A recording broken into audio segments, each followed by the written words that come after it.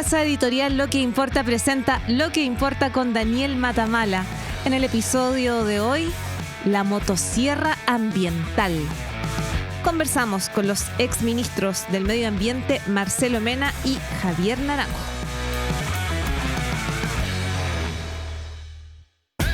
Lo que Importa es presentado por Grupo Planeta. En medio de los tropiezos del gobierno en estas primeras 3 semanas, de los múltiples errores en áreas como seguridad, economía o mujer, hay un ámbito en que sí ha mostrado un relato de cambio: el medio ambiente. Un giro completo no solo desde el gobierno anterior, sino de las políticas de Estado que venía desarrollando Chile en las últimas décadas y cuyas consecuencias vale la pena analizar hoy en profundidad. Chile es destacado en el mundo como un país con política verde. En 2019 lideramos la COP, aunque por el estallido no pudo realizarse físicamente en Santiago, y desde entonces hemos marcado hitos como por ejemplo la Ley Marco de Cambio Climático, que convierte la acción climática en política de Estado y obliga a todos los ministerios a integrar ese enfoque ecológico en su toma de decisiones. El compromiso de alcanzar la carbono neutralidad al año 2050, el cierre de las centrales a carbón, el desarrollo del hidrógeno verde y un plan de acción con inversiones por más de 475.000 millones de dólares para la próxima década. Hoy Santiago es la ciudad con más buses eléctricos de América Latina y el 40% de nuestros océanos están protegidos a través de parques y de reservas marinas. Una idea de cómo venía la mano en este cambio de gobierno se dio el mismo 11 de marzo, cuando el nuevo presidente firmó una serie de decretos. Frente a las cámaras, la ministra del Medio Ambiente compareció junto al ministro de Hacienda para firmar no alguna iniciativa de protección, sino un compromiso para destrabar 51 proyectos que significan inversiones por 16.000 millones de dólares. Ese parece ser el nuevo rol del Ministerio del Medio Ambiente: facilitar, destrabar. Se ha dicho explícitamente que ese ministerio queda subordinado a Hacienda, perdiendo su razón de ser, que es precisamente ser un contrapeso al mismo nivel ministerial que pueda discutir de igual a igual con las autoridades económicas. Eso ya no corre. De inmediato el nuevo gobierno retiró todos los decretos y oficios medioambientales que estaban pendientes de toma de razón en la Contraloría, 43 en total. Esa fue la primera gran polémica del nuevo gobierno, que se centró en la protección de la ranita de Darwin, la que luego fue repuesta, y en el pingüino de Humboldt, pero también incluía normas de material particulado y protección a la salud de los habitantes de las ciudades de Chile. Después llegó otro shock: la decisión de frenar la construcción de la ciclovía del eje Alameda, que ya estaba comprometida. Las justificaciones han sido difusas. Se ha dicho por un lado que es un asunto técnico para revisar que los decretos estén bien o que no hay plata para proyectos como la ciclovía, pero también se han planteado razones más ideológicas. El nuevo ministro de Transportes tiene un largo historial de hablar contra las ciclovías y de criticar la inversión en buses eléctricos. El nuevo ministro de Vivienda suele ridiculizar las evaluaciones ambientales como protección de las arañitas y las lagartijas. Y el senador Squella, el parlamentario más poderoso del oficialismo, explicitó que la discusión no es técnica sino ideológica. Dijo lo siguiente, comillas: si alguien considera que las ranitas son una política de Estado, bueno, acá cambió la mirada. Es interesante esa frase porque efectivamente en Chile la protección del medio ambiente, la lucha contra el cambio climático y el resguardo de especies en peligro de extinción, como la ranita de Darwin, han sido una política de Estado. Es esa continuidad más allá de cada gobierno la que nos ha permitido grandes éxitos, como nuestro liderazgo en energías renovables, que partió con un ambicioso plan en el gobierno Bachelet, fue continuado con Piñera y luego con Boric.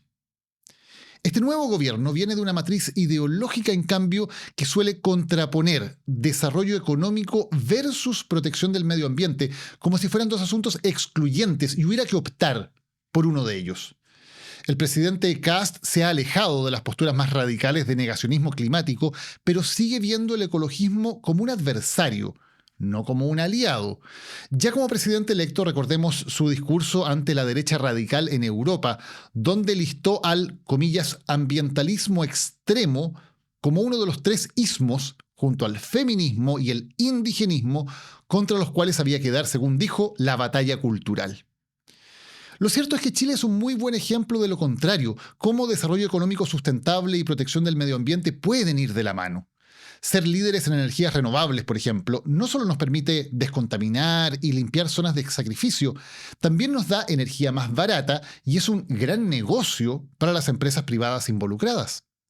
Lo mismo pasa con los buses eléctricos que ayudan a aislar nuestro transporte público del shock petrolero mundial, o con las enormes oportunidades económicas que entrega el desarrollo del hidrógeno verde.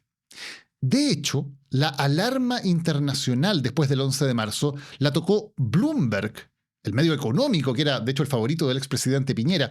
Su titular fue, comillas, giro ambiental de Kast en Chile pone en riesgo su financiamiento barato y metas de deuda verde.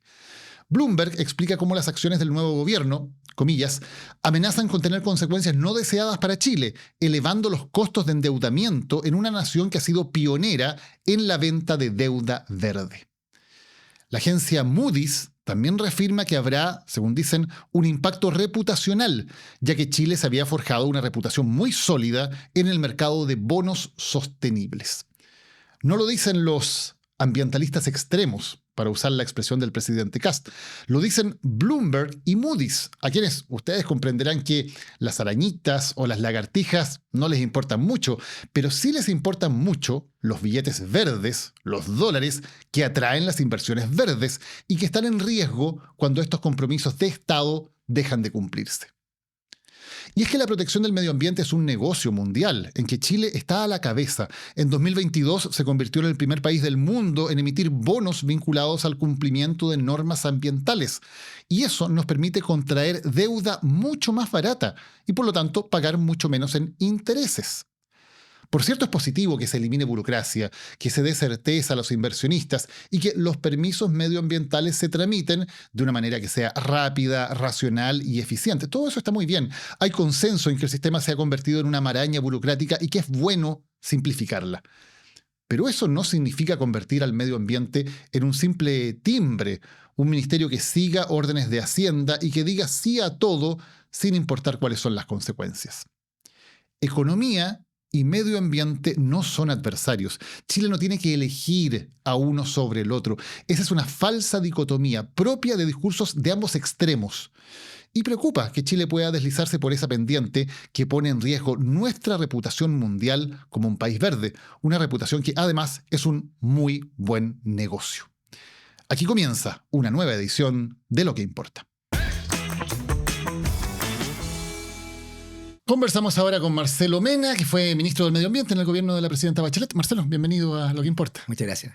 Marcelo, ¿cómo ves estas primeras señales que ha dado el gobierno en materia medioambiental? El retiro de los decretos ambientales, algunos se han luego vuelto a enviar, pero hubo un retiro masivo de los decretos medioambientales, la paralización de la ciclovía de la Alameda, en fin. ¿Cuál es tu mirada general de lo que está pasando en estas primeras 3 semanas?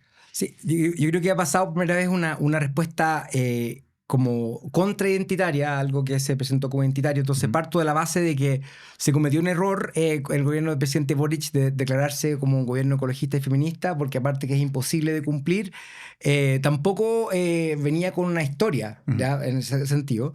Y por lo tanto, en mi opinión, nunca había una correlación entre izquierda y derecha con respecto a temas ambientales. Ha habido virtud y defecto en cada una de las coaliciones.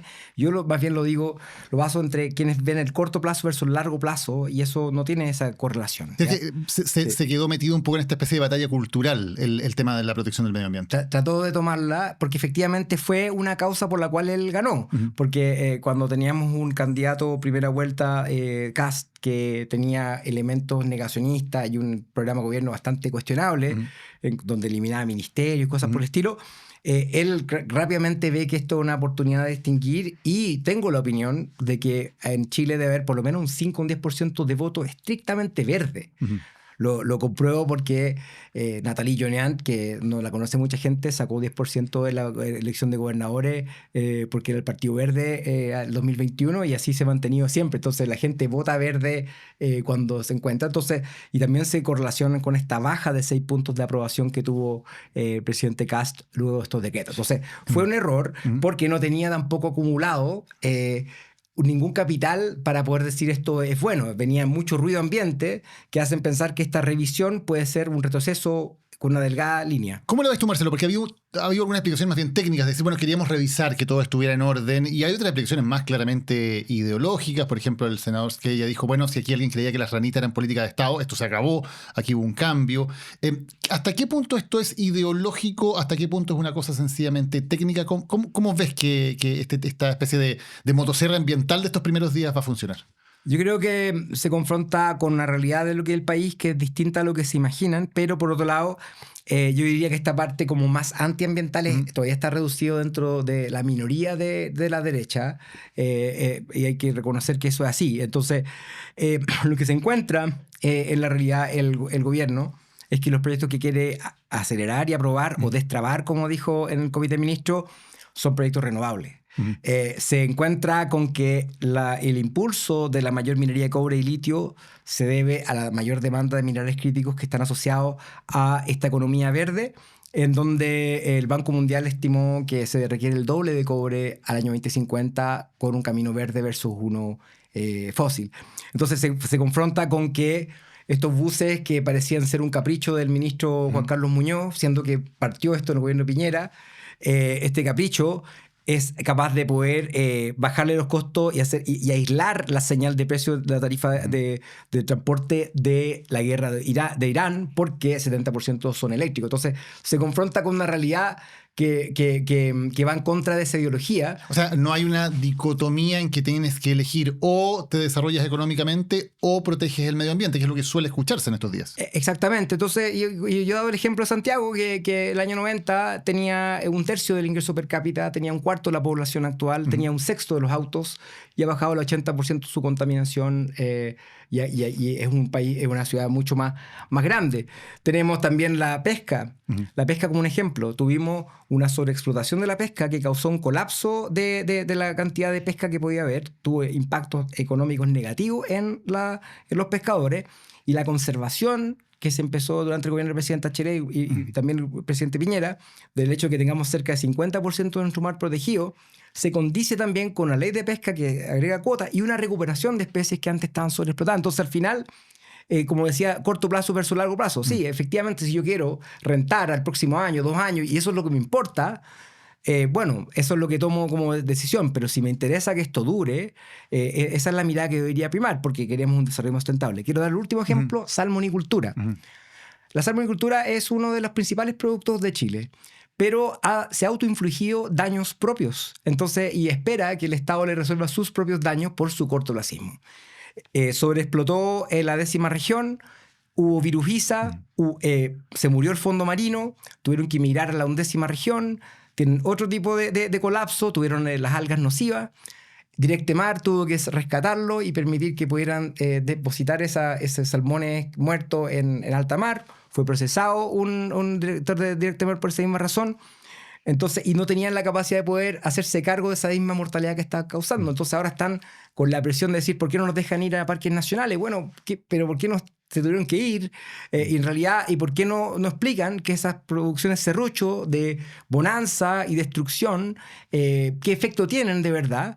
Y en la práctica, cuando uno dice, yo quiero que a usted le vaya bien para siempre, pero en ese contexto no podemos pensar en los próximos 2 años, tenemos que pensar en los próximos 20 años de crecimiento de esa industria. Marcelo, hablemos del detalle de estos decretos medioambientales. La discusión se centró mucho en la ranita de Darwin, en el pingüino de Humboldt, que obviamente son temas tal vez más fáciles de comprender a primera vista, ¿no? ¿Qué otros proyectos que se hayan paralizado te preocupan especialmente o son graves en tu opinión? Sí, algunos de ellos son estrictamente reglamento de funcionamiento, que está bien y probablemente se van a volver. Ya se dio la señal de Villarrica que tienen que volver porque era evidente que hay un problema del turismo que se está postergando. El plan de descontaminación del lago Villarrica que se revirtió y luego volvió a enviarse a la Contraloría. Exactamente, que ya está 8 años atrasado, que más encima está verde el lago, o sea, están cerradas las playas por riesgo a las personas. Entonces llegamos a un extremo. Entonces, no porque lo guarde en el cajón se va a resolver mágicamente el problema, que es evidente. Lo que me preocupa es la norma de material particulado fino, que tiene que ver con el estándar de calidad de aire que nosotros asumimos. Porque la OMS recomendó que la norma sea 5 anual, hoy día nuestra es 20 anual, y el paso que estábamos dando era 15, que era básicamente la norma de Estados Unidos de los años 90. Entonces, no es como que es un extremismo ambiental en lo que estaba sobre la mesa, era un avance significativo. 5 veces más beneficios que costos, de acuerdo a los estudios que hace el mismo Ministerio de Ambiente, y evitando la muerte de 1.500 personas. Entonces, detrás de esos 3 arbolitos, ¿no? En realidad no son 3 arbolitos, son 20 millones de pulmones, que también son arbolitos, que realmente está basado en la salud de la gente en eso. Y la otra que ha pasado desapercibida es que cuando en los años 2000 empezamos a tratar las aguas de Santiago y gran parte tratamos 80% de las aguas servidas, ¿no es cierto? Y el 20% se va al mar o al río sin tratamiento, en los colectores como de Valparaíso. Valparaíso tira 3 metros cúbicos por segundo al mar en ese colector. Esa agua sí se pierde en el mar, si estamos hablando de esa crítica que se le hace, porque en realidad la podríamos tratar y aprovechar. Entonces, el reglamento, la norma de emisión para aguas superficiales es la primera actualización del año 2000. A mí me tocó, yo cuando llegué al gobierno, ver en qué estado estaba. Se quedó parado en la firma final, porque el Ministerio de Defensa no quiso firmar en su momento. Hay una serie después intentamos reactivarla, 4 años discutimos, no fuimos capaces de poder llegar a un acuerdo. Piñera 2 pasó 4 años más, tampoco fue capaz. 4 años más con Boric y recién se llegó a un acuerdo de tratar las aguas de Valdivia, de Puerto Montt, de Iquique, que sí están descargando aguas servidas sin tratar en el mar, y esa agua sí se pierde. Entonces esa me da un poco de miedo, porque en el fondo es desaprovechar utilizar agua mucho más eficientemente y mucho más barato que lo que sería desalar el agua, por ejemplo. ¿Cómo se explica, Marcelo, que hubiera también tantos decretos, tantos oficios todavía a la espera de toma de razón en Contraloría? ¿Fue ineficiencia del gobierno anterior? ¿Es que la Contraloría no los tramitó a tiempo? ¿Es que se hizo la pega a último minuto? Puede ser una combinación de todas las cosas, porque hay decretos que llevan varios años. Ya, nosotros, por ejemplo, cuando nos fuimos de Nario, por lo menos unos 15 decretos en trámite, algunos de ellos ingresados en diciembre, que tienen que ver con todas las donaciones de los Tompkins, que no podíamos hacer los parques nacionales hasta que se traspasara. Y hay una serie de procedimientos previos que te impiden avanzar más rápido. Lo que sí está claro es que ninguno de esos decretos es el arbitrio del presidente de la República de firmar algo. Detrás de eso siempre hay un procedimiento de medir la calidad de aire, de hacer estudios técnicos de un consejo ministro. O en el caso de Pingüino Humboldt, que hay un reglamento que se publica recién en septiembre de cómo categorizar los monumentos nacionales, y comités científicos que establecen si es que esto vale la pena proteger esta especie y darle esta categoría. Entonces, eso es una combinación entre ambas cosas. Evidentemente, habría sido mucho mejor, y esa es mi crítica a la administración anterior, que los temas que eran más difíciles, priorizarlo y tramitarlo y tenerlos listos, como el plan de descontaminación de Santiago, que ni siquiera fue presentado y está súper atrasado, o esta norma de calidad de aire. Entonces habría que priorizar. El caso del monumento natural del Pingüino de Darwin, ¿crees que tiene alguna conexión? De Humboldt, sí. De Humboldt, perdón. Me junté la ahorita Darwin con el Pingüino de Humboldt. Del Pingüino de Humboldt. ¿Crees que tiene alguna relación con Dominga? Puede que sí, porque Dominga, para la gente que se perdió un poco en la discusión, está rechazado por el gobierno, pero está pendiente todavía de una apelación ante la Corte Suprema. Entonces, un proyecto que todavía está ahí pataleando de alguna manera. ¿Crees que puede haber alguna relación? Sí, puede haber. Hay una represía en la zona. Todo tiene que ver con... Ya, vamos al ejemplo de... Ya, Dominga es súper simple. Dominga, cuando dice que cumple todo lo que... Porque había un informe favorable regionalmente el año 2017, lo que omite es que dice que había una contienda entre CONAF y Cernapesca con respecto a cómo proteger el pingüino Humboldt. Básicamente, el Servicio de Evaluación Ambiental dice, usted, CONAF, solamente tiene que importar la isla. El mar, donde se alimenta el pingüino, eso le corresponde a Cernapesca. Y Cernapesca no habla de conservación, su lenguaje es de recursos hidrobiológicos. Entonces, básicamente, dijo, no, acá no hay ningún problema. Y está dentro del Ministerio de Economía. Entonces, esa pelea es la de origen. ¿Ya? Entonces, esa cuestión después en Comité de Ministros se ve que Cernapesca y CONAF están de acuerdo que hay que protegerlo, pero esta cuestión de la mirada de dónde se protege la especie protegida es una mirada que está ahí evolucionando, porque evidentemente que esté en un parque nacional no basta si es que va a ir a comer a otro lado, ¿no es cierto? Entonces, yo creo que eso es lo que hace, porque esto te obliga a tomar medidas con respecto al pingüino de Humboldt donde esté. No necesariamente en un parque nacional. Determinado. Perfecto. Marcelo, una de las cosas que me llamó la atención de todas las reacciones que hubo a estas primeras acciones del gobierno es que hubo mucha crítica que vino del mundo, uno diría, financiero internacional. Por ejemplo, ahí lo citábamos en la introducción del programa, un artículo muy crítico de Bloomberg, diciendo aquí se está poniendo en riesgo las credenciales verdes de Chile, y eso tiene consecuencias económicas para su deuda, etcétera. Moody's Rating también diciendo algo parecido.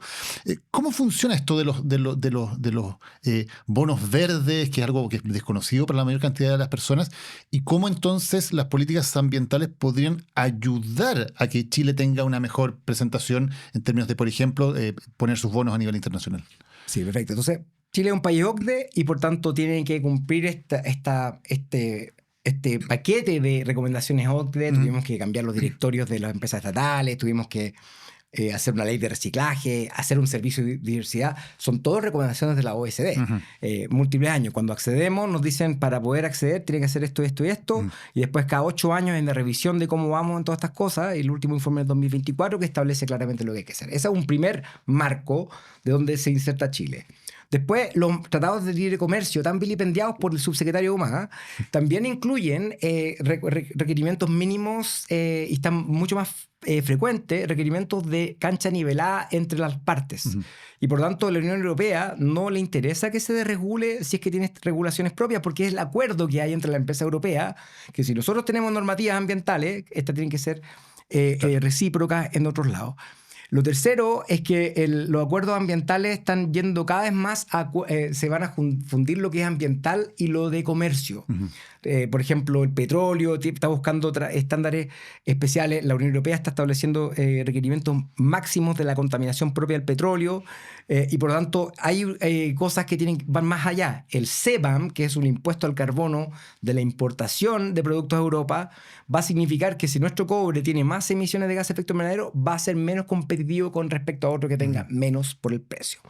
Todo ese es el marco legal que tenemos. Entonces, y por otro lado, los reguladores financieros a nivel global, a través de lo que fue el Financial Stability Board del año 2017, sacan recomendaciones con respecto a que no podemos omitir este riesgo que está ocurriendo en el horizonte, que es una erosión permanente del crecimiento económico. Entonces, por lo tanto, todos los reguladores financieros, 80% del PIB global está en este Network for Greening the Financial System, que tiene estas recomendaciones.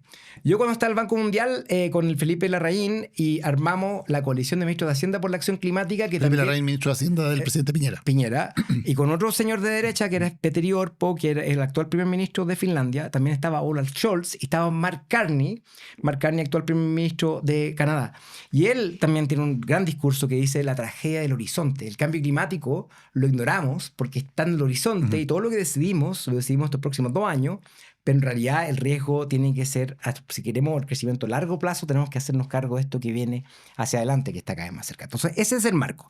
Por lo tanto, los bonos soberanos aparecen en eso. Dentro de lo que hicimos la coalición de ministros de Hacienda, hay un principio que se llama el principio número 5 de los principios de Helsinki, que es puño y letra del ministro Felipe Larraín, que dice que debemos hacer instrumentos para poder traer financiamiento privado o público de carácter verde y apoyar, que el sistema financiero tiene que apoyar la transición ecológica como está establecida. Entonces, y en ese contexto Chile empieza a emitir sus primeros bonos soberanos verde. Entonces esta deuda la empieza a hacer para construir más líneas de metro, para electromovilidad, para los buses, para reconstrucciones. Y eso, perdón Marcelo, para entender, eso nos permite tener financiamiento más barato a nivel internacional siempre que cumplamos ciertas normas. Si no las cumplimos, sí, nos llega el castigo. Menos de 1% anual, 0.9% anual. Es ridículamente bajo. Esa es la tasa. La tasa. Increíble. Entonces estamos hablando... Casi sin interés. Casi sin interés y hay y sobresuscrito. Es decir, había 3 veces más demanda por comprar estos bonos de los que... Entonces nosotros emitimos 2, después 5, después 9...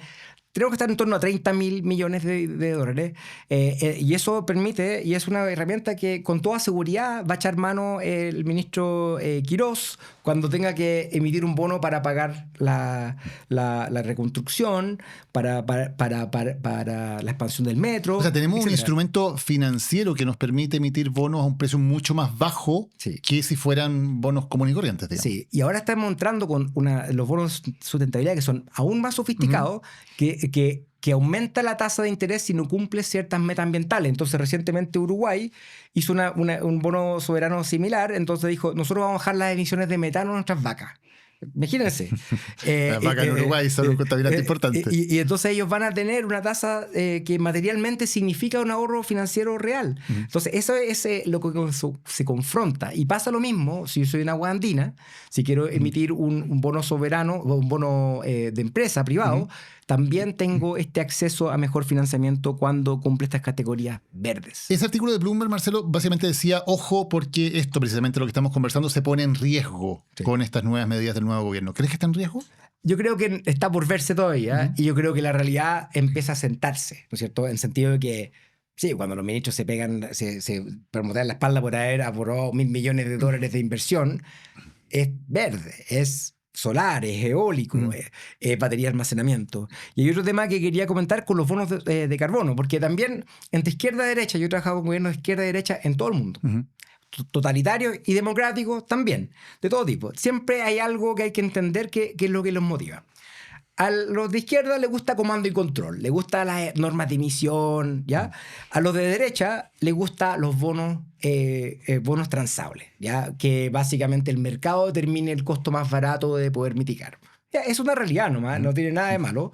Entonces nosotros trabajamos con el Ministerio de Medio Ambiente saliente para lograr un acuerdo de compra de bonos de otros países. Básicamente el gobierno suizo y de Japón firman con el gobierno chileno financiar una serie de proyectos que suman $1.400 millones que no están en el mapa que quieren destrabar, que van a aparecer. Y es plata de verdad, no es plata teórica, no es vender humo, no es vender reforestaciones de cosas que nunca hay que reforestar. Son proyectos de batería de almacenamiento, electromovilidad, captura de metano, y estamos recién iniciándonos. ¿Y por qué pasó eso? ¿Y por qué pasó en Chile, que es un país OCDE, y no partió en Bolivia, no partió ¿no es cierto?, en Argentina? Porque tenemos instituciones que la gente confía que funcionan. Y esas instituciones no se pueden desmantelar porque eso significa desmantelar esas oportunidades. ¿Qué crees, Marcelo, que sí debería cambiarse? Porque se habla mucho de la permisología, por ejemplo. ¿En qué aspectos crees que sí sería importante hacer cambios en materia de los permisos medioambientales o de las regulaciones medioambientales en Chile? Hay que simplificar. Un permiso ambiental del año 90 tampoco era como el ejemplo de lo perfecto.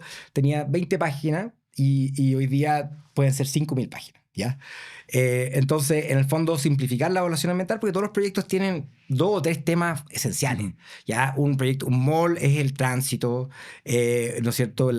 Una minera es el tema del agua, es donde sacar la energía. Una termoeléctrica, que ya no hay casi tramitándose, serán las emisiones. Entonces, esos son los temas esenciales. Pero hoy día lo que hacemos es que recibimos un proyecto y lo repartimos a 50 ministerios y servicios. Cada uno opina lo que se le ocurre. A algunos se le ocurre la arañita y hacerle un jardín japonés. Algunas cosas son legales, otras son ilegales. El Servicio de Evaluación Ambiental como que edita y entrega estas consultas. Muchas de estas consultas son gratis porque el funcionario no le interesa, da lo mismo. Dice, quiero que me hagan un estudio un año más. Entonces supara un año el estudio. Entonces hay cosas de sentido común que se pueden simplificar porque los temas esenciales son pocos. Entonces eso requiere una reforma al SEA que sea un SEA. Otro tema que es importante es que cuando tienes reguladores hay un momento que uno puede decir, ¿sabes qué? En realidad estoy bien. Ya, avanzamos bien. No es necesario hacer otra más, mejor implementemos. No siempre generar más regulaciones porque los retornos son decrecientes. Hay grandes normas que son las que te comenté que son esenciales, pero hay otras que son menos esenciales y se podrán priorizar más o menos. Porque Chile tiene un problema de productividad que es real. Y voy a dar el ejemplo que es como un meme, pero que es real, porque tengo un tío que es constructor y me cuenta esto. Hoy día este meme del señor que está haciendo un hoyo en una construcción y que hay un señor mirándolo y otro señor mirando al señor mirando, es real, ¿ya? Porque tiene que haber un supervisor, no puede alguien hacer una actividad sin un supervisor y tiene que haber prevención de riesgo. ¿Estamos realmente reduciendo el riesgo de verdad? Por ejemplo, si es que no estamos, ¿no es cierto?, haciendo test de droga u otras cosas. Entonces tenemos toda una maquinaria de permisología que es como natural. Y voy a recordar solamente como el espíritu que me confronté cuando yo tenía recién 23 años. Tenía que sacar un permiso para fluorar el agua de Chile, de Santiago, con MinSal. Y no se había hecho nada. Y llamo y digo, ya quiero saber qué requerimientos tengo que cumplir. Y me dice, usted presenta el plan y nosotros vemos si se cumple. Entonces, pero dígame, ¿hay alguna guía? ¿No? Entonces, esa cuestión así como que a mí se me ocurrirá qué pedir.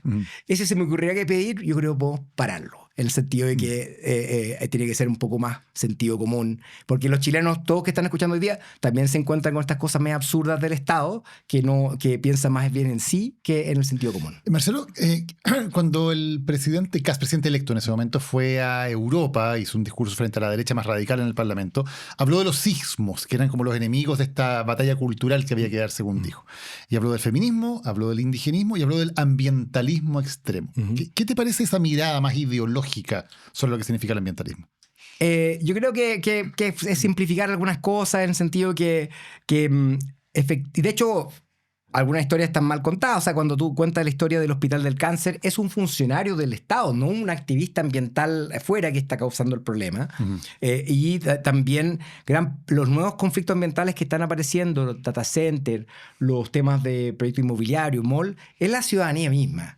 Entonces tú vas a decir que la gente no tiene derecho. O sea, nadie cuestionó que Vitacura estuviera en contra de un mall. Entonces como que hay que ser un poco más coherente en ese contexto. O sea, cuando es en Vitacura el reclamo, son los vecinos, digamos. Cuando es en otros lados, es el indigenismo, el ambientalismo o los extremistas, ¿no? Exactamente. Entonces yo creo que hay un sesgo ahí. Evidentemente el nimbismo, hay que empezar a mirarlo, nimbismo not in my backyard, que básicamente tu problema no sea ambiental, sino que más bien no quieres que haya un nuevo proyecto inmobiliario, no quieres que haya bodegas, un mall. Es muy distinto a los temas ambientales como tal. Entonces, efectivamente, también el ambientalismo algunas veces se hace basado en proyectos. Entonces, yo en estas peleas que he tenido por la leña, por el diésel, no hemos tenido muchos aliados. Porque es más fácil apuntar con una chimenea que con cosas que hemos construido en general. Y yo creo que también hay un tema que es real, que mucha gente piensa que los problemas ambientales de Chile están en proyectos que no existen, los proyectos que no han sido aprobados. Los problemas de Chile son que la basura está en todos lados, disposición ilegal en muchos lados. Eso no lo toca el SEA. Entonces, yo creo que más allá de criticar el ambientalismo como él lo establece más bien una caricatura, uno debería pensar en que nos falta todavía un ambientalismo que se haga cargo de los problemas reales. Porque lo que pasó recién con los precios de los combustibles. No hubo voces ambientales que estuvieran diciendo nada. Más allá que yo soy un enemigo del diésel, no hubo voces que dijeran, saben que en realidad esto hay que hacerlo, hay que fomentar las otras cosas. No hubo eso. En realidad estaban, de hecho, de la clase política nuestra, de la izquierda, de donde provengo, estuvieron con un subsidio a destajo para todo y son políticas completamente regresivas. Entonces, al final, no hay coherencia en ese contexto. Pero esto de los sismos, yo creo que es una anti-identitario frente a lo identitario, y yo creo que en las cosas cuando se hacen con sentido común no debería ser un problema. Quiero solamente destacar un tema de equidad de género, que es uno de los objetivos de desarrollo sustentable, que algunos han inventado, que es como una forma de Soros y de la ONU de oprimir al mundo en ciudades de 15 minutos y toda serie de controversias. Yo estuve en Ghana en la misma semana que prohibieron la homosexualidad, y estuve en una presentación y decía equidad de género. Equidad de género porque entienden que hay que haber equidad de género porque hay que traer más fuerza laboral femenina. No es la sexualización de los niños, no es la promoción de los derechos trans necesariamente, es algo mucho más básico. Entonces hay mucha posverdad en estas discusiones de la batalla cultural, que muchas veces es una batalla cultural artificial. Cuando en Estados Unidos quieren prohibir que los niños o niñas trans participen en deportes, están hablando de un caso por estado. O cuando querían prohibir a los Furby, o que era una cuestión que inventaron como los Theran, no había nada. Nunca había, era una cuestión que inventó alguien de que había niños que se querían disfrazar de gato y que aceptaran su identidad, y Texas legisló y prohibió una cuestión que no existía. Entonces, a lo que voy yo, es que no hay que caer en esa trampa de la mentira, que es parte de la forma de poder responder a estos temas. Vamos a algo muy concreto, Marcelo. El proyecto de ciclovía del eje Alameda-Providencia, que ha anunciado el ministro de Vivienda que se acaba, digamos, la parte que quedaba por construir todavía no se va a hacer. ¿Qué te parece? Sí, entonces acá voy a volver a una definición del mismo ministro, que hablaba de los ciclobusistas, ¿ya? Entonces, hay ingenieros de transporte que están divididos, en cierta forma, pero súper simple. Hay quienes creen que los buses son más baratos porque cuesta menos que el metro. Y hay quienes creen que el metro es la única forma de solucionar estas cosas. Lo cierto es que Chile ha hecho las dos cosas. Ha crecido el metro como pocos y ha tenido un sistema de transporte público, se fue de electromovilidad, que ha hecho que las virtudes del metro pasen a la superficie. Entonces, las dos cosas coexisten. Entonces, esta discusión ya es media absurda, pero algunos no se han querido actualizar. ¿Ya? La Alameda hoy día, con los buses eléctricos, tiene 60% menos ruido y mucho menos contaminación.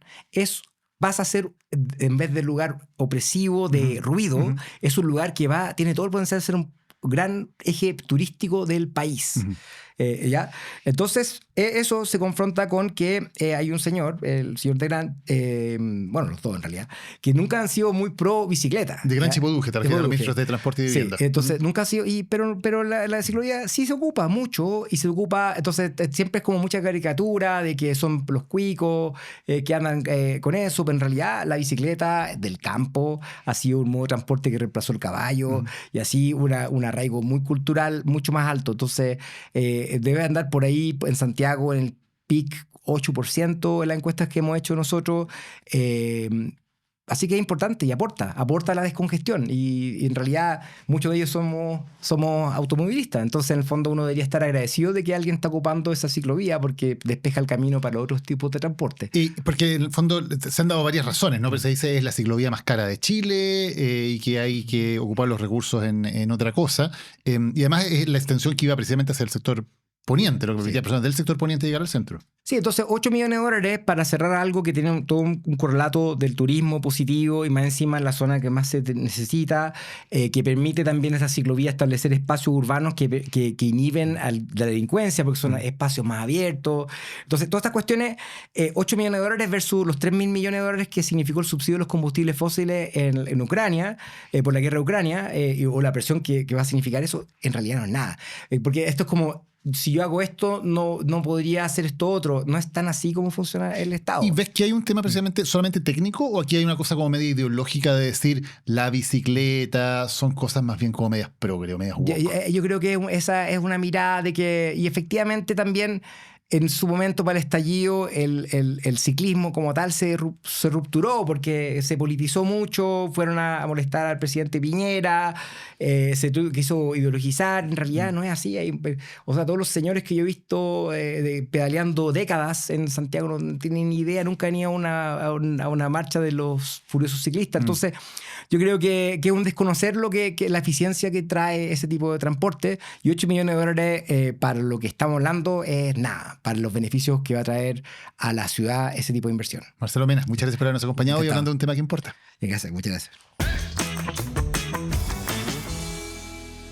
Te quiero contar que estamos muy felices con la tremenda recepción que ha tenido el lanzamiento de la comunidad Lo que Importa. Cientos de ustedes ya son parte de nuestra comunidad y nos están ayudando a mantener estos programas, a fortalecerlos y también a realizar nuevas investigaciones para hacer crecer cada vez más esta casa editorial. Ya les llegó a ustedes, los que son parte de la comunidad, el primero de los newsletters quincenales y también recuerden que este viernes es el primero de los cafés virtuales donde vamos a poder conversar. La agenda la ponen ustedes, los miembros de la comunidad.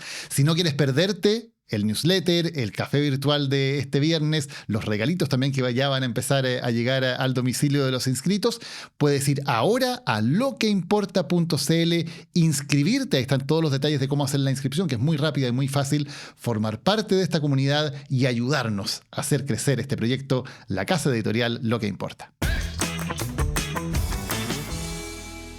Te voy a recomendar en el día de hoy un libro que es muy oportuno para una discusión que se está dando precisamente en nuestro país cuando se discute la posibilidad de entregar beneficios carcelarios o incluso de indultar a algunos de los peores criminales de la dictadura. Vale la pena echarle una mirada a este libro. Se llama El horror enmascarado. La doble vida de los agentes de la DINA. Su autor es el periodista Rodrigo Cid, un periodista con amplísima trayectoria en materias de justicia, de tribunales y también de derechos humanos, que ha investigado en profundidad los mecanismos de funcionamiento de la represión política durante la dictadura. Y aquí nos entrega un relato no solamente de cómo operaba esa represión, sino también de la vida de algunos de los personajes claves, algunos de ellos ya fallecidos, otros, como Miguel Krasnov, todavía en Punta Peuco y sujeto de esta discusión acerca de eventuales beneficios para ellos. El horror enmascarado de Rodrigo Cid, una lectura fundamental, una lectura muy relevante, sobre todo en los tiempos que corren, ya está disponible en librerías y en canales digitales y es parte de la oferta del Grupo Planeta. Nos acompaña ahora Javier Naranjo. Javier fue ministro del Medio Ambiente en el gobierno del presidente Piñera. Javier, muchas gracias por acompañarnos hoy.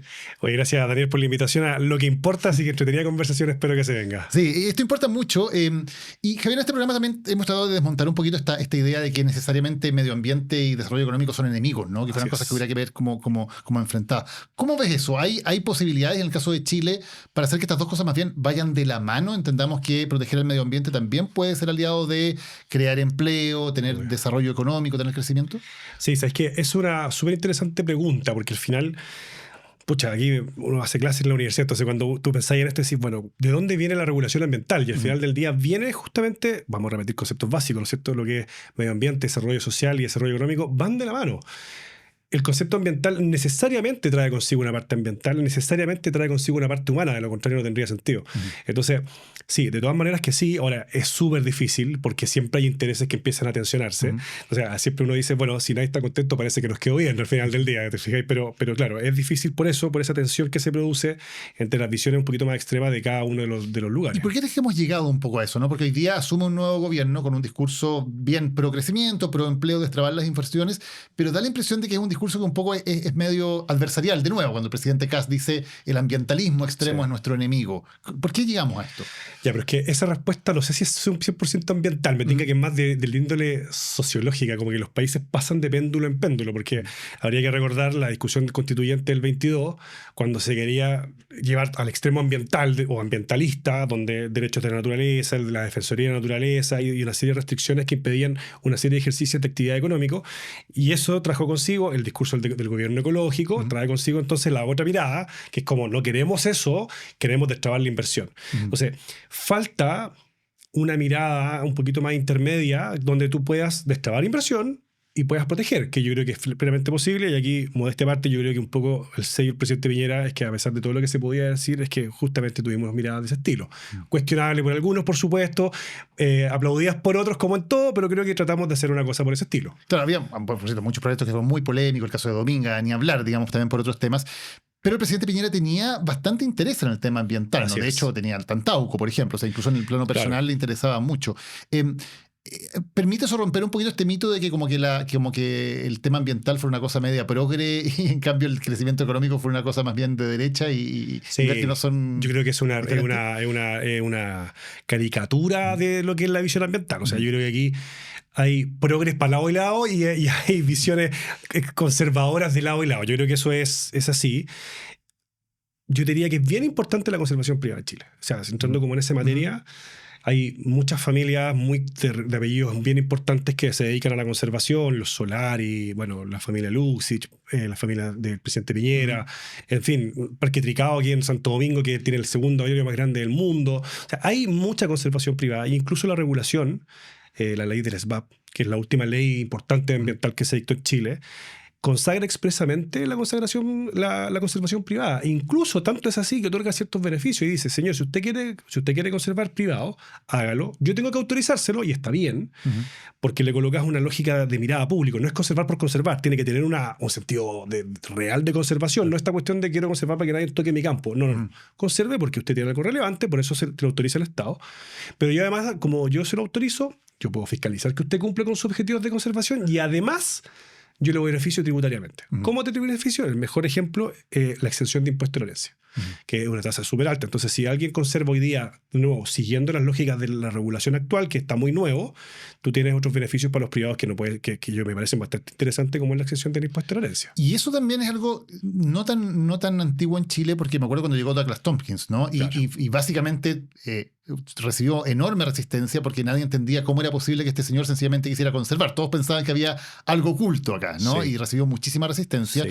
Y finalmente Tompkins logró llevar adelante la conservación del sector, que luego se convirtió en un parque nacional. Pero eso es algo relativamente nuevo. O sea, había que crear esa idea de que efectivamente es algo positivo que haya privados que quieran hacer esa conservación. Sí, lo que pasa es que yo estoy completamente de acuerdo. Yo creo que siempre ha habido privados interesados, pero él fue probablemente el pionero.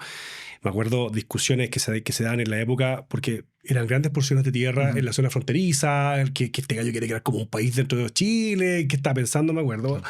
Yo soy de Aysén, y en Aysén todavía hay ciertas personas que no lo quieren tanto, fíjate, todavía, no por el hecho de la conservación, sino por la forma en cómo compró los terrenos. Entonces, ahí siempre hay miradas un poco antagónicas en esto, y eso es lo dificultoso al final del día de la creación de la política pública en materia ambiental. Creo que es muy difícil que estén todos contentos, porque siempre hay miradas muy distintas, y en mi opinión, la única forma de lograr un consenso es entender cómo funciona la regulación ambiental realmente, más allá de las expectativas personales, que yo creo que ahí está el gran problema. Yo quisiera que fuera así, yo quisiera, y la verdad es que, bueno, pero espérate, ¿cómo es esto realmente? Entonces ahí entran las lógicas de no sé, pues las normas de calidad, los planes de prevención, qué sé yo, que parece que se nos olvidan muchas veces porque nos come la coyuntura, y ahí es donde vienen los problemas finalmente públicos con la cuestión ambiental. Y hemos llegado a un momento en que hay una cierta discusión también en que se dice, bueno, como que todas las normas ambientales fueran como proteger la arañita o proteger que es un poco la caricatura que se hace. ¿Hasta qué punto hay normas ambientales que es importante resguardar? ¿Hasta qué punto hay también burocracia o duplicación de funciones que uno podría despejar sin sacrificar la defensa del medio ambiente y permitir que efectivamente las tramitaciones fueran más ágiles? O sea, a ver, primero, lo de la arañita no fue tan caricatura, fue real. Por eso lo que pasa es que fue un ejemplo, yo creo que ahí fue un extremo, una visión un poquito más... O sea, el ejemplo al revés, una visión un poquito más extrema de lo que hay que tener precaución en la lógica de la protección ambiental. Porque no es que la araña no tenga derecho a ser protegida, para decirlo de alguna manera simple, porque bueno, ahí viene otra discusión si es que tiene un derecho, pero no es que no haya que protegerla en sí mismo, sino cuánto vamos a protegerla en pos del interés que está detrás de ese proyecto, que era la construcción del Hospital del Cáncer. Entonces, yendo a tu pregunta en ese mismo sentido, es una difícil pregunta porque... Vamos de nuevo con ejemplos reales. El Servicio de Evaluación Ambiental, que yo diría que es donde tú ves plasmada de mejor manera lo que el concepto de sustentabilidad, ¿no es cierto? Medio ambiente, economía y desarrollo social, tiene y dicta distintas guías, estas famosas guías que hemos escuchado en la prensa hablar, qué sé yo, que se dictan guías, y que lo que hacen es decir cómo vamos a evaluar ciertas cosas. Entonces hay guías muy buenas, donde te sirven realmente para saber, por ejemplo, oye, ¿cuál es el mejor mecanismo informático, tecnológico que existe en el mundo disponible para evaluar cómo se va a mover el aire y yo poder determinar las emisiones de un proyecto? Check, perfecto, no sé, CalPAF, qué sé yo. Pero hay otras cosas que tú decís, oye, ¿no se estará yendo un poquito al chancho? Por ejemplo, hay una guía a propósito de un ave en el norte de Chile que exige que se hagan cuadrillas para recorrer toda la zona de tu proyecto, hincarte y oler el nido, porque hacen nido bajo tierra, para saber si el nido está o no está activo. Entonces, cuando tú estás pensando en un proyecto de grandes dimensiones, tienes que recorrer literalmente el desierto con 5 o 6 personas haciendo distintos, digamos, líneas verticales o horizontales para chequear todo el lugar, para encontrar 1 o 2 nidos. Entonces la pregunta es, ¿habrá otro mecanismo un poquito más simple? Y si no cumplo con eso, ¿qué va a hacer el SEA? El famoso concepto del soft law. No es ley, pero me van a rechazar el proyecto si no cumplo con eso y a lo mejor pongo un dron. Entonces, ese tipo de cuestiones empiezan a rigidizar la discusión ambiental y termina ocurriendo que empiezan los reclamos y otros que dicen, no, que está bien porque hay que proteger esa especie como de lugar, y otros dicen, ya está bien, pero... pongámosle un poco de razonabilidad, y otros dicen, no protejamos nada porque en verdad esta especie está llena, no tengo idea. Estoy siendo un poco exagerado en los ejemplos. Entonces, y cuando las normas son tan rígidas, provoca más bien el efecto contrario, ¿no? Que la gente se vaya al otro extremo y terminamos diciendo o llevamos al extremo esta defensa o no defendemos nada, que son dos malas que es exactamente la misma discusión ambiental del país, desde este ambientalismo brutal en la Constitución en la discusión constitucional, y de repente estos otros que no quieren proteger absolutamente nada y a costa de nada y hagamos todo. Ahí, de nuevo, ¿dónde encontramos este centro? Y ahí yo entiendo, y esto ya es una decisión un poquito tal vez guardando las proporciones más académicas, la lógica en cómo se construye la regulación en Chile permite llegar a ese equilibrio. El tema son las expectativas y qué es lo que quiere cada uno respecto de las cosas. ¿Qué te pareció este inicio del gobierno en el cual se retiran inmediatamente todos los proyectos del Ministerio de Medio Ambiente que estaban pendientes de la toma de razón en Contraloría? A ver, eso tiene varias cosas y distintas formas de poder verlo. Una visión que es la que hemos escuchado varias veces, ¿cierto? Que es que está mal, que por qué se acaba la continuidad de la política pública, qué sé yo. Y otra visión que es más política, pero que me parece que es interesante de cuestionar. Se retiraron 43 decretos, si la memoria no me falla. Sí. Lo estuve, para ser sincero, haciendo un poco de revisión antes de venir para acá. Pero de esos 43, 37 ingresaron entre enero y marzo de este año. O sea, yo no soy matemático, sacamos las proporciones un poquito más de 3/4 de los proyectos. Entonces, ¿qué pasa en la gestión ambiental de la administración anterior que a última hora ingresan esa densidad? Entonces el nuevo gobierno, yo aquí hago me trato de empatizar un poco en la decisión de decir, oye, esto está raro, ¿no? Un lenguaje más coloquial, sospechoso. ¿Ah? Entonces, bueno, yo creo que ahí lo retiran. De hecho, ya ingresaron Rita de Darwin y se tomó razón al tiro. Y es curioso que, por ejemplo, creo que era el plan de descontaminación del lago Villarrica, estaba en trámite del 2023. O sea, son demasiado tiempo. Yo no recuerdo que Contraloría se haya demorado tanto en tomar razón de un proceso. Entonces, igual ahí hay una lógica de gestión ambiental que algo está pasando. ¿Por qué había tanto trámite pendiente en Contraloría? Porque hay como en el ejemplo de Villarrica, que se demora 3 años. Y está en Contraloría 3 años pendiente de toma de razón. ¿Pero por qué tanto? Si en general la Contraloría no se demora tanto. Esa es la pregunta. ¿Por qué Contraloría se demoró mucho? ¿Es solo responsabilidad de Contraloría o será que eso yo por lo menos no lo he visto, que es práctica también relativamente habitual, que cuando tú ingresas un documento, una norma a la Contraloría, tú lo vas retirando reiteradas veces de Contraloría porque a Contraloría te objeta ciertas cuestiones. Entonces, para evitar que te lo represente, legalmente la representación es que te lo rechacen, para evitar que te lo rechace la Contraloría, tú lo retiras antes, corriges y lo vuelves a ingresar. Claro, hay falta de información porque el tema de la ranita también llama la atención, que se retira, se reingresa y la Contraloría inmediatamente lo toma. Que eso es lo que llama la atención. Por eso tú lo puedes ver, vuelvo atrás, tú lo puedes ver de las dos esferas. O sea, ¿por qué el gobierno hace esto? Me genera desconfianza, pero qué raro que Contraloría se haya demorado tanto con la ranita de Darwin, por ejemplo, el mismo ejemplo, que se reingresó y automáticamente se tomó razón. ¿No habrá un tema de gestión de la administración anterior también en esto? Y ahí viene el punto, porque al final del día, vuelvo al origen de nuestra conversación, Daniel, es que en materia ambiental, la forma en que tú regulas tiene un nombre súper claro, que es instrumentos de gestión ambiental. Porque tú tienes que gestionar el medio ambiente, porque tienes que, comillas, satisfacer distintas necesidades. Entonces, a partir de ahí, algo falló. No quiero hacer ningún juicio de valor particular, pero me parece evidente que un documento que esté en trámite del 2023 al 2026, algo está fallando, no sabemos bien dónde. Y también parece ser que hay una lógica de procedimiento interno. O sea, según me comentaron algunas personas conocidas, para efectos del plan de descontaminación de Coyhaique, estuvo más de un año o algunos varios meses, para no mentir en el dato, en trámite de firmas internas antes de ingresar a Contraloría. O sea, algo falla en la gestión también, que no es menor mirar, porque para que el medio ambiente funcione, y aquí podemos hablar, tanto ejemplo, se requiere mucha gestión ambiental. Esas cosas más bien, diríamos, técnicas, ¿no? De hacer bien la pega, por llamarlo de alguna manera. Hay una capa que también es más ideológica. Por ejemplo, cuando el senador Sciella, que es una persona muy relevante en el nuevo gobierno, dice, aquí hay que entender que esto cambió, la ranita de Darwin ya no es política de Estado, por ejemplo, es ese tipo de afirmaciones. ¿Te parece que hay un cambio ideológico sobre la manera de ver el medio ambiente? Es que claro, ahí yo creo que el senador, en esa cuña, yo creo que ahí hay una pasada de rosquita, creo yo. Porque en verdad, si uno mira lo que hizo el gobierno, no fue tan así, no fue así. Tú me lo acabas de decir tú mismo. O sea, regresaron inmediatamente a la unidad de Darwin, eso te demuestra que no hubo algo como que no es política de Estado. Lo que yo creo que efectivamente hay una lógica ideológica detrás de estas miradas, sí, volvemos a la discusión original. Hay una visión por acá, hay otra visión por acá, y cuesta que converjan.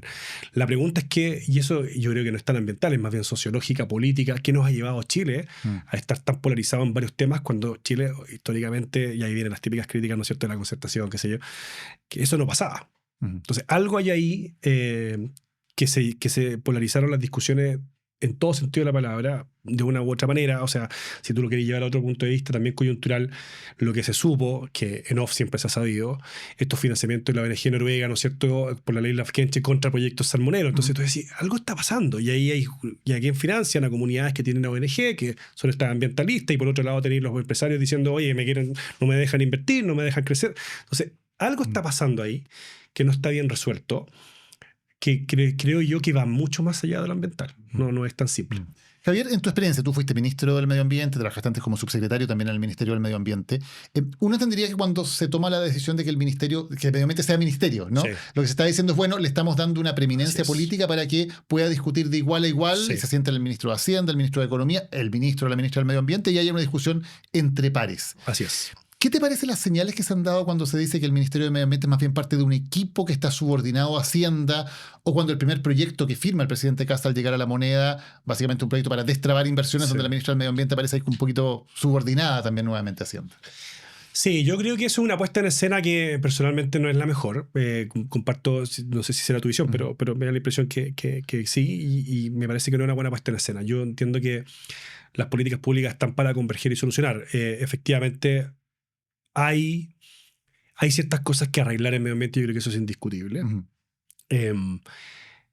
Y no me parece lo más adecuado que exista una lógica o si se transmitió un mensaje que da la idea de que medio ambiente está en un nivel inferior que otro ministro, yo creo que no es una buena puesta en escena. Concuerdo contigo, la lógica de la visión ambiental es que tiene que es justamente una discusión de pares. Si uno se pone a hacer historia de las razones por qué Chile crea el Ministerio del Medio Ambiente, es porque Chile necesita mejorar la eficiencia de su institucionalidad ambiental. Antiguamente, tú te acordarás, la CONAMA era absolutamente ineficiente, porque al final lo único que hacía la CONAMA era evaluar proyectos y todo lo demás quedaba rezagado a cuando se pueda, digamos. Claro. Y cuando se crea el Ministerio del Medio Ambiente justamente es para mejorar de nuevo la gestión ambiental. Entonces, si es que hay una visión general de las personas y una puesta en escena donde se le ponga por debajo ministerialmente, yo creo que no es la mejor idea, pero yo confío que Francisca Toledo, la ministra, va a hacer ahí una buena gestión. ¿Y qué desafíos crees que son, más allá de esta pelea ideológica, ¿no? Sí, esta disputa ideológica, cuáles son los desafíos reales que tiene hoy día Chile en materia medioambiental? Mira, es una gran pregunta, pero partiendo por las cuestiones, sí, partiendo por las cuestiones puntuales, yo te diría, Chile tiene un problema con algunas políticas públicas que vienen y que no se han logrado instalar bien. Por ejemplo, la ley de responsabilidad extendida del productor, la famosa ley REP, la ley del reciclaje. Chile tenía que cumplir, digamos, los productores una cierta cantidad de porcentaje de recuperación, de valorización de sus residuos, y no se han cumplido ya, vamos al tercer año. Y la pregunta es por qué. Y ahí hay una serie de tesis dando vueltas entre problemas de la regulación, entre problemas del cumplimiento, entre que no hay suficientes planes de valorización. Entonces eso es urgente porque se transformaría en un fracaso de la regulación si esto no funciona. Hay un tema que es bien urgente también, y es que esto no es solo ambiental del punto de vista de la institucionalidad, sino que también lo toca el Ministerio de Salud, y es que están por cumplirse la vida útiles de los rellenos sanitarios o de algunos rellenos sanitarios. Y eso es grave, porque se termina la vida útil y en estricto rigor tienen que cerrar. ¿Y dónde vamos a meter la basura, digamos? Entonces, ahí tienes un tema que viene súper potente y que hay que hacerse cargo. ¿En Santiago? Urgente. En Santiago, en Valparaíso, creo que se llama El Muelle, es el primero que va a terminar, y después creo que vienen otra vez en Santiago. Esta fue una discusión, tal vez mucha gente ya se olvidó, pero hace unos 20 años fue una gigantesca discusión en la región metropolitana cuando había que cerrar el vertedero de Lepanto y había que abrir alternativas, y fue una discusión. Claro, porque es lo mismo que pasa pero es que lo mismo que pasa con las cárceles. ¿Quién quiere una cárcel cerca? ¿Quién quiere un relleno cerca? El problema es que necesitamos cárcel y necesitamos relleno. Entonces, ahí empiezan las discusiones de, bueno, la valentía política del que tiene que tomar la decisión de hacerlo o no hacerlo, digamos, y dónde hacerlo. Pero claro, eso es un tema que hay que tomarse muy en serio, porque eso puede ser una crisis sanitaria relevante. Entonces eso hay que mirarlo. Bueno, en Chiloé no hay relleno sanitario. En Chiloé Ancú está llevando la basura en Laja, que queda en la comuna de Los Ángeles. ¿Y qué hacemos con eso? O sea, Chiloé literalmente no tiene dónde dejar la basura. Y es un archipiélago con mucha gente. Entonces ahí hay un tema relevante. Y los otros yo diría que son temas más bien de gestión ambiental. Que no me quiero poner tan latero desde el punto de vista de la clase, pero cuando uno mira la lógica institucional, Chile tiene una carencia relevante de instrumentos de gestión ambiental de segundo orden, que son normas de emisión, normas de calidad. Los planes de descontaminación van súper lentos. Hay que revisarlos. Coyhaique, que sale todos los años como la ciudad más contaminada de Chile. Bueno, ¿qué hacemos con Coyhaique si al final la gente sigue haciendo fuego? Y no sé si es tan fácil decirle a una persona que cuando tenga 15 grados bajo cero, oiga, no haga fuego. Entonces, hay ahí una serie de cuestiones que son realmente relevantes y que hay que hacerse cargo urgente. ¿Y qué pasa con los proyectos de inversión, especialmente en minería? Porque gran parte de esta discusión es decir, a ver, Chile es un país minero, tiene una gran potencialidad, nos estamos quedando atrás porque no se entregan de manera rápida permisos de inversión en ese aspecto. ¿Qué pasa ahí?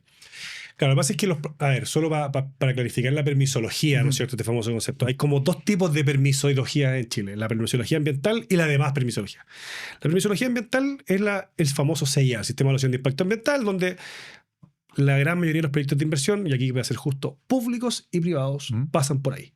Que en un estudio de impacto ambiental complejo son 4 años más o menos. Entonces eso es largo. Y 4 años estoy pensando en una consulta indígena entre medio, participación ciudadana, mejorar campaña, etc. Uno podría pensar 2, 3 años, hasta 4 años un estudio complejo. Pero una vez que tú obtienes tu resolución de calificación ambiental, tu permiso ambiental, tienes que ir a sacar todos los demás permisos sectoriales. Y ahí donde viene la ley de permisología del gobierno anterior, que yo creo que es una buena noticia, viene un poco a ordenar esa tramitación de permisos. O sea, tú crees que el problema de la permisología no está tanto en el tema ambiental. O sea, hay una parte del tema ambiental, pero hay otra gran parte que olvidamos en la parte postambiental. La DGA. La DGA se demora una eternidad en dar permisos de obras mayores. Estamos hablando de muchos años. Vamos a hacer casos que ya no se construyen, pero pensemos en una central hidroeléctrica a gran escala, ¿no es cierto? Estos famosos embalses. Ya, tú haces tu evaluación ambiental, 2, 3 años, 4 años, y después tienes que ir a estudiar, tienes que tener el permiso de la ingeniería de detalle, o sea, la capacidad del hormigón, no tengo idea cuánta agua va a soportar.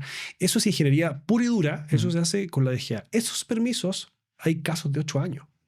Eso es eterno, el Consejo de Monumentos, todo el mundo lo sabe.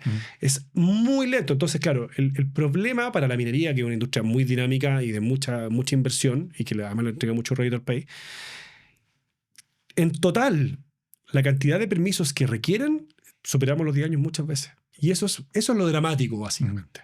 Entonces, claro, uno separarlos, sí, pero la verdad es que mi crítica política al gobierno anterior, cuando se hizo la ley de permisología, era ¿por qué lo separamos cuando la visión tendría que ser un poquito más integral? La razón era más bien política, porque el gobierno tramitó aparte la reforma del CIA y aparte la ley de permisología.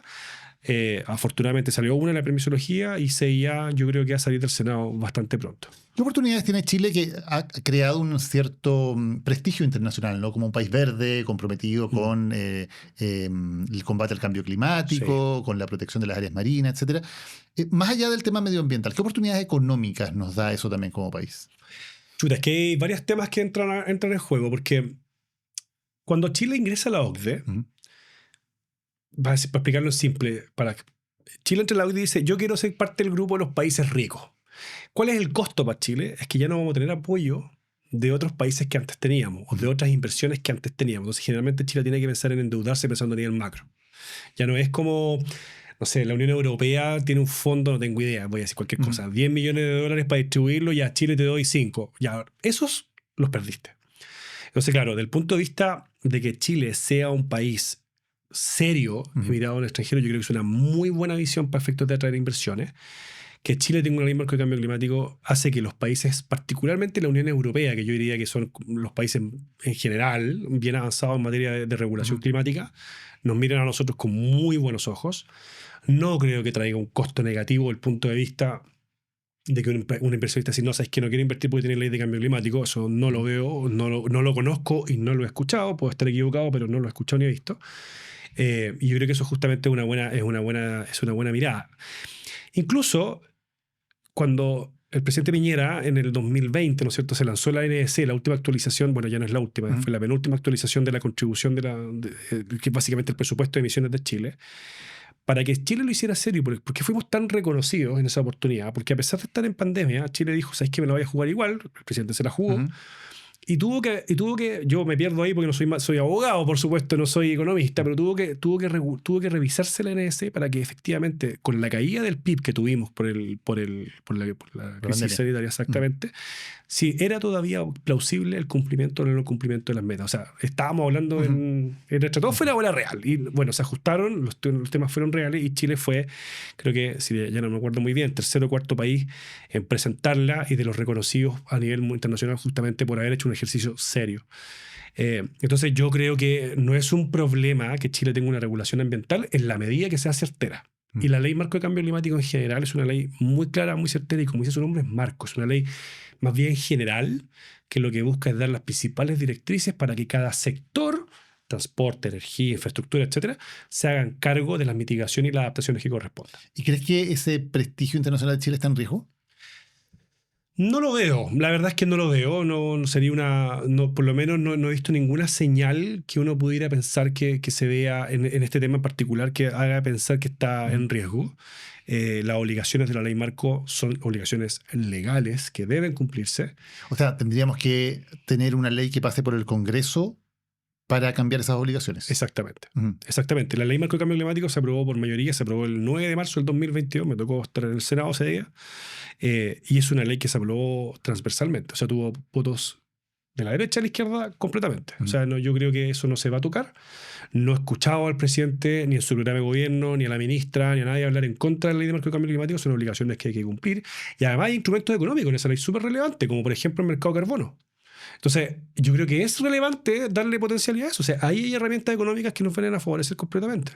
Y ¿cómo ves el tema de la discusión sobre el negacionismo climático en Chile? Porque el presidente se ha alejado de esa postura, pero hay fuerzas también bastante relevantes que las mantienen y que siguen siendo una batalla que quieren dar, digamos, cuestionar el cambio climático. ¿Cómo te parece que estamos ahí como país en esa discusión? Muchas veces de nuevo súper ideologizada. Sí, o sea, 100% ideologizada. Si te das cuenta, termina pasando en estas conversaciones de medio ambiente que hay una visión, por un lado, muy extrema y por otro lado, muy extrema. Yo creo que lo que termina ocurriendo, voy a jugar con tesis personal, con estas visiones ideologizadas, es que se ve detrás de la lucha del calentamiento global o del cambio climático posiciones como contra ciertos productos o recursos naturales que vienen a afectarnos a todos, y eso exacerba ciertas posiciones. Yo creo que lo que hay detrás es un poco eso. No creo que Chile esté en una discusión seria o de un negacionismo climático. Yo creo que es innegable que existe el cambio climático, o sea, más bien el calentamiento global que provoca el cambio climático, ¿cierto? Y la verdad es que son, hasta ahora, yo diría voces más bien aisladas que voces genéricas. Yo creo que la discusión ideológica es esa, es cuando se escucha hablar que estamos en una crisis. ¿Es una crisis? ¿No es una crisis? ¿Hasta dónde es crisis? ¿Qué vamos a hacer con el petróleo? No, es que tenemos que bajar el consumo de petróleo. Bueno, pero ¿por qué vamos a bajar el consumo de petróleo? Porque entonces empiezan esas discusiones que tienen, yo creo que es lo que subyace a la discusión más que la discusión en sí misma. Y eso no sé si es tan fuerte en Chile, para ser honesto, porque Chile no es un país petrolero. Chile, en el gobierno del presidente Sebastián Piñera y en el gobierno anterior actualizó su NDC de nuevo. Chile tiene una estrategia climática a largo plazo establecida hasta el 2036, 2040. Entonces, hay metas por sector, el sistema, no sé, Redbus, ¿no es cierto?, los buses eléctricos. O sea, hay cosas que Chile está haciendo para disminuir. Lo que pasa es que, y aquí me paso de nuevo una visión personal, la discusión se centra generalmente en la mitigación, es decir, en cuánto vamos a dejar de emitir, cuando la verdad es que Chile es un emisor extremadamente bajo, cuando la discusión debiera ser la adaptación. ¿Qué vamos a hacer nosotros como país cuando suba la marea una vez más en la costa con toda la gente que vive a la orilla de playa, por ejemplo? Y ahí estamos atrasados. Y yo creo que ahí estamos súper atrasados. Javier Naranjo, muchas gracias por habernos acompañado hoy hablando de un tema que importa. Muchas gracias, Andrés, por la invitación. Hemos llegado al final de un nuevo capítulo de Lo que Importa. Muchísimas gracias por acompañarnos en este estreno de temporada 2026 que ha sido extraordinario. Estamos ahí en los primeros lugares de los rankings de Spotify a nivel nacional, también con más visualizaciones que nunca en YouTube. Así que muchas gracias porque este contenido se viraliza, este contenido se difunde gracias a ti. Gracias a ti que estás ahí permanentemente siguiéndonos. Recuerda entonces, todos los lunes un nuevo episodio de Animales Políticos, los martes la columna en video, los miércoles Lo que Importa y los jueves el estado del arte junto a Vivi Encina. Nos vemos en una nueva semana de Lo que Importa. Chao. Lo que Importa fue presentado por Grupo Planeta y Casa Editorial Lo que Importa. Dirección ejecutiva Daniel Matamala. Producción general Paulina Barrales.